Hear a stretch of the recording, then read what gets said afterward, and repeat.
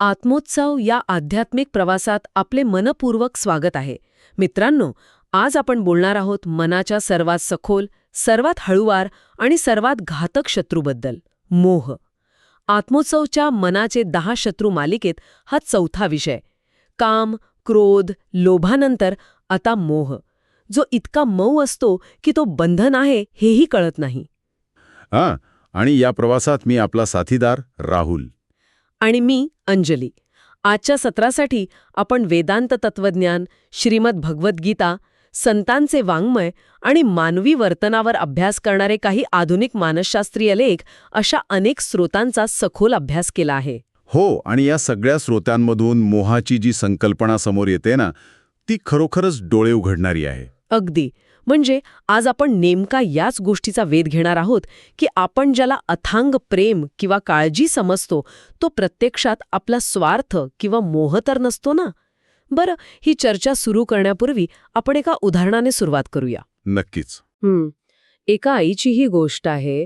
तिचा एकुलता एक मुलगा शिक्षणासाठी आणि नंतर नोकरीसाठी परदेशी गेला. वर्षानुवर्ष ती त्याची वाट पाहत होती. जेव्हा त्याचा फोन यायचा तेव्हा तिच्या डोळ्यातून नुसतं पाणी वाहायचं. फोन ठेवला की घरात पुन्हा भयानक रिकामेपण दाटून यायचं. तिकडे त्या मुलाने लग्न केलं, तो स्वतःच्या आयुष्यात पुढे गेला, पण इकडे या आईच्या मनात मात्र तो अजूनही 10 वर्षांचाच मुलगा होता. बापरे. म्हणजे शाळेतून आल्यावर आई भूक लागलीये म्हणणारा तो छोटासा जीव तिने आपल्या मनातल्या एका प्रतिमेत बंद करून ठेवला होता. बघा ना, याच कथेतून एक अत्यंत महत्वाची मानसिक अवस्था समोर येते. मानसशास्त्र आणि अध्यात्म दोन्ही हेच सांगतात की आपण अनेकदा व्यक्तीवर प्रेम करत नाही.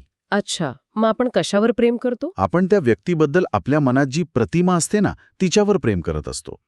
त्या आईने आपल्या मुलाच्या बालपणाची प्रतिमा धरून ठेवली, आणि जेव्हा वास्तवातील मुलगा त्या प्रतिमेशी जुळेनासा झाला तेव्हा तिला दुःख होऊ लागलं. खरंय. अगदी याच वास्तवाशी जोडलेली आणखी एक गोष्ट आपण आपल्या स्रोतांमध्ये वाचली. एका वडिलांची गोष्ट. त्यांनी रात्रंदिवस कष्ट करून स्वतःच्या इच्छा मारून मुलाला इंजिनियर बनवलं. पण मुलाच्या मनात एक उत्तम कलाकार दडलेला होता. वडिलांच्या आग्रहाखातर तो इंजिनियर झाला खरा, पण आतून तो रोज तुटत होता. तब्बल 10 वर्ष त्याने ती घुसमट सहन केली. आणि शेवटी नैराश्यातून त्याने स्वतःचं आयुष्य संपवण्याचा टोकाचा निर्णय घेतला. हो, सुदैवाने तो वाचला. पण हॉस्पिटलमध्ये जेव्हा तो मृत्यूशी झुंजत होता तेव्हा त्या वडिलांना एक भयानक साक्षात्कार झाला. त्यांना प्रश्न पडला की माझ्या मुलावर खरंच प्रेम होतं की माझा मुलगा इंजिनियर असावा या माझ्या स्वतःच्या स्वप्नावर माझं प्रेम होतं. अगदी बरोबर. हाच तो टर्निंग पॉइंट आहे. इथेच आपल्याला प्रोजेक्शन म्हणजे काय हे समजतं. अनेकदा आपण स्वतःच्या अपूर्ण इच्छा दुसऱ्यांवर, विशेषतः आपल्या जवळच्या माणसांवर लादतो. आपल्याला वाटतं की आपण त्यांच्या भल्यासाठी हे करतोय. पण तो शुद्ध स्वार्थ असतो. नक्कीच. आपण ज्याला अथांग प्रेम समजतो तो आपला मोह असतो.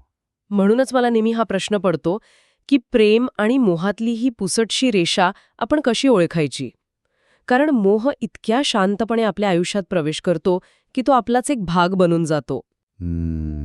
या गुंतागुंतीच्या प्रश्नाचं उत्तर शोधण्यासाठी आपल्याला आपल्या सर्वात महान तत्वज्ञानाकडे म्हणजेच श्रीमद भगवद्गीतेकडे जावं लागेल. कारण जर आपण पाहिलं तर गीतेची सुरुवातच मुळी या मोहातून होते. हो, कुरुक्षेत्राच्या रणांगणावरून.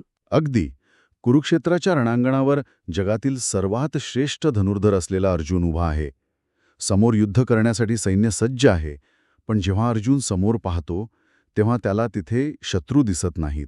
त्याला दिसतात आपले पाजोबा, गुरु, काका आणि भाऊ. बरोबर. आणि अचानक तो हातातून गांडीव धनुष्य खाली टाकतो आणि रथात बसतो. त्याची ती अवस्था सांगणारा श्लोक अतिशय मार्मिक आहे. सीदंती मम गात्राणि मुखम च परिशुष्यति वेपथुश्च शरीरे मे रोमहर्षश्च जायते. याचा अर्थ असा की माझे अवयव गळून पडत आहेत, माझं तोंड कोरडं पडत आहे, माझ्या शरीराला कापरं भरलं आहे आणि अंगावर काटा येत आहे. पण इथे एक शंका येते. ही सगळी लक्षणं ऐकली तर असं वाटेल की कुणीतरी खूप घाबरला आहे किंवा त्याला पॅनिक अटॅक आला आहे. पण तो तर अर्जुन होता ना, ज्याने अनेक युद्धे जिंकली होती. त्याला मृत्यूचा भय कसा असेल? अतिशय रास्त शंका आहे. तो थरकाप मृत्यूच्या भीतीचा नव्हता. तो थरकाप होता एका वैचारिक आणि भावनिक कोसळण्याचा. अर्जुनाची ओळख ही या कुटुंबाचा रक्षक अशी होती. अच्छा. आणि आता त्याला त्याच कुटुंबाचा नाश करायचा होता. ही सगळी माझी माणसं आहेत या कल्पनेतून आलेल्या आसक्तीमुळे त्याची स्वतःची ओळख धोक्यात आली होती. हा मोह होता. समजलं. आणि तेव्हा भगवान श्रीकृष्ण त्याला जो उपदेश करतात तो केवळ अर्जुनासाठी नाही तर आपल्या सर्वांसाठी एक मानसिक उपचार आहे. ते म्हणतात, देहिनोऽस्मिन् यथा देहे कौमारम यौवनम जरा तथा देहांतर प्राप्तिर्धीरस्तत्र न मुह्यति. म्हणजे जसं याच देहात आपल्याला आधी बालपण येतं, मग तारुण्य येतं आणि शेवटी वृद्धत्व येतं, अगदी तसंच मृत्यूनंतर या आत्म्याला दुसरा देह मिळतो. जो धैर्यवान आहे तो या बदलाबद्दल कधीही मोहित होत नाही किंवा शोक करत नाही. अगदी बरोबर. बरं, हे ऐकायला तत्वज्ञान म्हणून खूप चांगलं वाटतं. पण श्रीकृष्णांना इथे नक्की काय सांगायचं आहे? ते शरीर आणि आत्मा यातील फरकावरच का जोर देत आहेत? कारण वेदांतानुसार मोहाचं मूळ हे फक्त 2 शब्दात दडलं आहे, मी आणि माझे. आपण स्वतःला हे शरीर समजतो आणि आपल्या आजूबाजूच्या लोकांना माझे लोक समजतो. शरीर बदलतं, संपतं, हे वास्तव आहे. पण जेव्हा आपण या बदलणाऱ्या गोष्टींनाच कायमस्वरूपी सत्य मानतो तेव्हा दुःख अठळ असतं. अगदी बरोबर. आत्मा कधीच बदलत नाही, फक्त देह बदलतो. हे त्रिकालबाधित सत्य आहे. म्हणजे जोवर आपण स्वतःची चुकीची ओळख घेऊन जगतोय तोवर आपण मोहाच्या जाळ्यात अडकलेलेच आहोत. पण हे मी आणि माझे या चुकीच्या ओळखीचे काही व्यावहारिक संदर्भ आपण घेऊ शकतो का? कारण रोजच्या जगण्यात मी आत्मा आहे हे सतत लक्षात ठेवणं खूप कठीण आहे. नक्कीच. आपण काही सखोल उदाहरणे पाहूया. नदीच्या प्रवाहाचा विचार करा. आकाशातून एक पाण्याचा थेंब नदीत पडला. नदीत पडल्यावर तो थेंब स्वतःला नदी समजायला लागतो. तो म्हणतो, मी नदी आहे, माझा प्रवाह खूप मोठा आहे. पण जेव्हा ती नदी वाहत जाऊन समुद्राला मिळते तेव्हा ती नदी ही ओळख पूर्णपणे पुसली जाते. तो थेंब पुन्हा अथांग समुद्र होऊन जातो. मी नदी आहे ही त्याची ओळख मिथ्या होती. म्हणजे माणसाचंही अगदी तसंच आहे.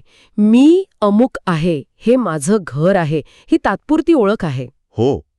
हे वैश्विक पातळीवर ठीक आहे, पण रोजच्या आयुष्यात आपल्याला काही भूमिका निभवाव्या लागतात. आई, वडील, अधिकारी, त्या भूमिकांशिवाय आपण जगूच शकत नाही. मग त्या भूमिकांना मोह कसा म्हणता येईल? भूमिका निभावणे चुकीचे नाही, पण स्वतःलाच तीच भूमिका समजणे चुकीचे आहे. एका अभिनेत्याचा विचार करा. एका नाटकात एक अभिनेता प्रभू रामांची भूमिका करत आहे. तो स्टेजवर रामाच्या भावना अत्यंत ताकदीने जगतो. पण नाटकाचा पडदा पडल्यावर तो मेकअप पुसतो आणि पुन्हा एक सामान्य माणूस बनतो. बापरे. पण विचार करा, जर तो अभिनेता नाटक संपल्यावरही रस्त्यावर, घरात स्वतःला रामच समजू लागला तर? बापरे. तर तू मानसिकदृष्ट्या आजारी आहे असं आपण मानू, कारण त्याला वास्तव आणि नाटक यातील फरक समजत नाहीये. अगदी तसंच. आपण या जगात अनेक भूमिका निभावतो. कुणाचा तरी मुलगा, आई, नवरा, बायको. पण आपण या भूमिकांनाच आपली खरी आणि एकमेव ओळख म्हणून बसतो. जेव्हा आपण स्वतःला त्या भूमिकेत पूर्णपणे अडकवून घेतो तेव्हा मोह जन्म घेतो. खरंय. यावरून मला संत ज्ञानेश्वर माऊलींचा एक विचार आठवतो. ते म्हणतात, प्रेम आकाशासारखं मुक्त करते, मोह सोन्याच्या पिंजऱ्यासारखा बांधून ठेवतो.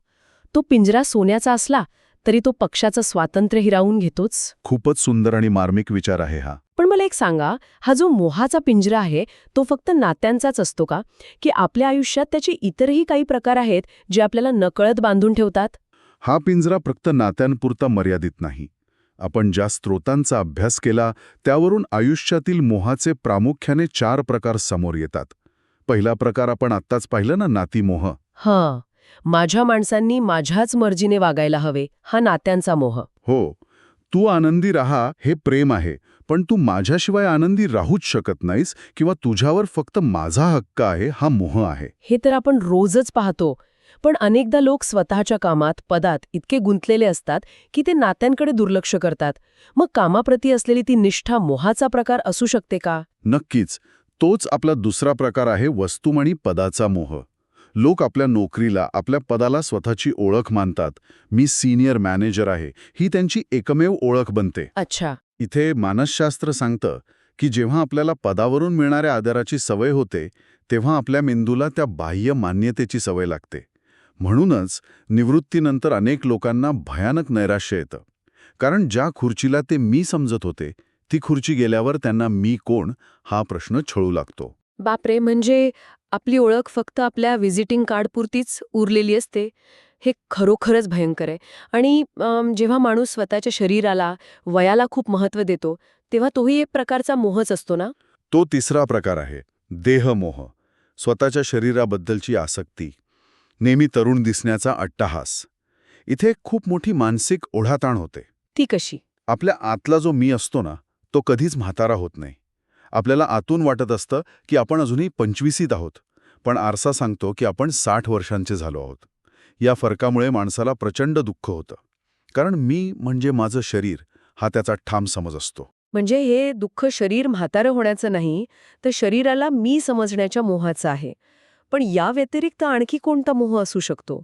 चौथा आणि आजच्या जगातला सर्वात घातक प्रकार म्हणजे विचारमोह. विचारमोह म्हणजे काय? म्हणजे माझेच विचार बरोबर आहेत, माझाच धर्म श्रेष्ठ आहे, माझीच राजकीय भूमिका योग्य आहे, हा दुराग्रह. हां. जेव्हा आपण आपल्या विचारांशी स्वतःची ओळख जोडतो, तेव्हा कोणी आपल्या विचाराला विरोध केला की आपल्याला तो स्वतःवरील हल्ला वाटतो. याच विचारमोहातून जगात युद्धे होतात आणि नाती तुटतात. हे सगळं ऐकल्यावर असं वाटतं की आपण चौफेर मोहानेच घेरलेलो आहोत. यातनं बाहेर पडायचा काही मार्ग आहे की नाही? मार्ग आहे ना.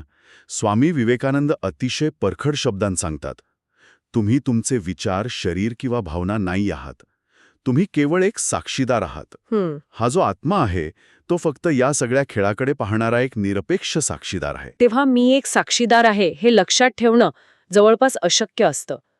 आपले जे संत होऊन गेले, त्यांनी या मोहाच्या जाळ्यातून स्वतःची सुटका कशी केली असेल?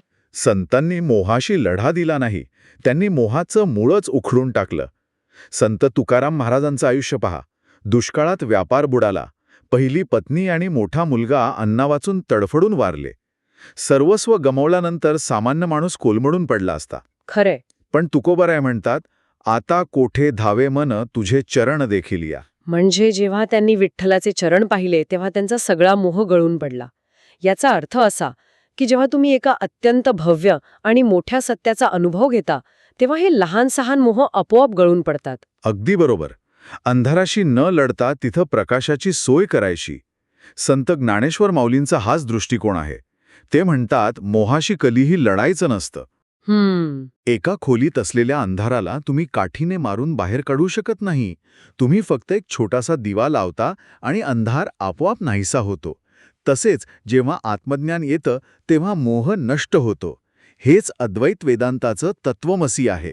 तत्वमसी म्हणजे तू तेच आहेस. जेव्हा आपल्याला जाणीव होते की आपण तोच परमात्मा आहोत, तेव्हा मी वेगळा आणि जग वेगळं हा भावच संपतो. अगदी. म्हणूनच गीतेत श्रीकृष्णांनी आत्म्याचं स्वरूप सांगताना म्हटले आहे, नैनम छिंदन्ति शस्त्राणी नैनम दहती पावकः. या आत्म्याला कोणतेही शस्त्र कापू शकत नाही, अग्नी जाळू शकत नाही. हे सत्य जेव्हा माणूस आतून स्वीकारतो तेव्हा त्याला हरवण्याची भीती उरत नाही. आणि पर्यायाने मोहही उरत नाही. पण हे सर्व आत्मसात करण्यासाठी खूप मोठी साधना हवी ना? आधुनिक धकाधकीच्या जीवनात जिथे आपण रोजच्या टार्गेट्स आणि नातेसंबंधांच्या ताणतणावात जगतो, तिथे हा मोह कमी करण्यासाठी काही ठोस, व्यावहारिक उपाय आहेत का? होय, आपण 5 व्यावहारिक उपायांवर चर्चा करू शकतो. पहिला उपाय अत्यंत महत्त्वाचा आहे. प्रेम आणि आसक्ती यातील फरक ओळखणे. रोज स्वतःच्या वागण्याचं परीक्षण करा. जेव्हा तुम्ही म्हणता, तू आनंदी राहा, तेव्हा ते प्रेम असतं. पण जेव्हा तुम्ही म्हणता, तू माझ्यासाठीच असायला हवंस, तेव्हा ती आसक्ती असते. आपल्या कृतीमागे प्रेम आहे की नियंत्रण ठेवण्याची भूक आहे, हे स्वतःला प्रामाणिकपणे विचारणं ही पहिली पायरी आहे. मान्य. पण अनेकदा आपण भावनांच्या भरात वाहून जातो. अशावेळी स्वतःला वर्तमानात कसं आणायचं? त्यासाठी दुसरा उपाय आहे महर्षी रमण यांनी सांगितलेली मी कोण आहे ही आत्मविचार साधना. जेव्हा तुम्हाला खूप राग येतो तेव्हा एक क्षण शांत बसा आणि स्वतःला विचारा, हा राग कोणाला येतोय? माझ्या शरीराला, विचारांना की माझ्या अहंकाराला? मी कोण आहे? हा प्रश्न तुमच्या मेंदूची चाललेली जुनी विचार प्रक्रिया खंडित करतो आणि तुम्हाला साक्षीदार या भूमिकेत आणून उभा करतो. अगदी बरोबर. आणि तिसरा उपाय ऐकायला थोडा कठोर वाटेल, पण तो अत्यंत प्रभावी आहे. श्मशान चिंतन. दिवसातून फक्त 1 मिनिट असा विचार करा की एक दिवस माझा मृत्यू निश्चित आहे. आज ज्या गोष्टींसाठी मी भांडतोय ते सगळं मी इथेच सोडून जाणार आहे. बापरे, पण हा विचार उदास करण्यासाठी नाही का? नाही. मानसशास्त्रानुसार जेव्हा आपण मृत्यूचा विचार करतो तेव्हा आपल्या मेंदूला जाणवतं की भौतिक गोष्टी शाश्वत नाहीत. यामुळे आपला मेंदू आपोआप जगण्याची धडपड आणि वस्तू साठवण्याची वृत्ती यातील फरक ओळखू लागतो. आपले प्राधान्यक्रम एका झटक्यात बदलतात. खरोखर मृत्यूची जाणीव आपल्याला आयुष्य अधिक सजगतेने जगायला शिकवते. पण जर आपण सगळं सोडूनच जाणार आहोत तर मग आपण कोणतीही कृती का करावी? यातून एक प्रकारची उदासीनता नाही का येणार? नाही. आणि तिथेच चौथा उपाय येतो, अलिप्तता. स्वामी विवेकानंदांच्या मते अलिप्तता म्हणजे जगाकडे दुर्लक्ष करणे किंवा उदासीन होणे नव्हे. अलिप्तता म्हणजे एक स्वातंत्र्य आहे. कमळाच्या पानासारखं जगात राहायचं, पण पाण्याचा एक थेंबही स्वतःवर टिकू द्यायचा नाही. म्हणजे सर्वांवर प्रेम करा, कर्तव्य पूर्ण ताकदीने पार पाडा, पण फळाच्या मोहात अडकू नका. हो. आणि पाचवा, सर्वात सुंदर उपाय आहे सेवा. जेव्हा आपण दुसऱ्यांसाठी जगायला लागतो तेव्हा आपल्यातला मी आणि माझे हा भाव आपोआप विरघळू लागतो. तिथे संकुचित मोहाला जागाच उरत नाही. या सर्व प्रवासात आपण मोहाची अनेक रूपे आणि त्यावरचे उपाय पाहिले. या सत्राच्या शेवटी येताना आपण या सगळ्याचा एक सारांश कसा काढू शकतो? मी फक्त एका साध्या उदाहरणाची आठवण करून देईन. जेव्हा आपण रात्री गाढ झोपेत असतो तेव्हा काय होतं, आपण आपलं नाव, ओळख, नाती सगळं विसरून जातो. त्या झोपेच्या अवस्थेत आपण फक्त एक शुद्ध चेतना म्हणून उरतो. आणि मित्रांनो, विचार करा, त्या अवस्थेत आपल्याला किती अथांग शांती मिळते. ती शांती तिथे का असते? कारण तिथे माझे असं काहीच नसतं. हीच मोहाशिवाय असलेली आपली मूळ अवस्था आहे. किती सुंदर आणि शांत करणारा विचार आहे हा. मित्रांनो, आजच्या या सत्रातून आपण एक संकल्प करूया. आजच मनातल्या मनात आपल्या एखाद्या अत्यंत जवळच्या माणसाला समोर आणा आणि सांगा, तू आनंदी राहा, मग तू माझ्या मर्जीने वागलास नाहीच तरी चालेल. विश्वास ठेवा, मनापासून म्हटलेलं हे एक वाक्य मोहाची सर्वात भक्कम साखळी एका क्षणात तोडून टाकेल. मनाचे 10 शत्रू या मालिकेतील आजचा हा मोहावरचा प्रवास आपण इथेच थांबवत आहोत. आपला पुढचा विषय असेल मध, जे आपल्या आतल्या गर्व आणि अहंकाराचं अत्यंत सूक्ष्म रूप आहे.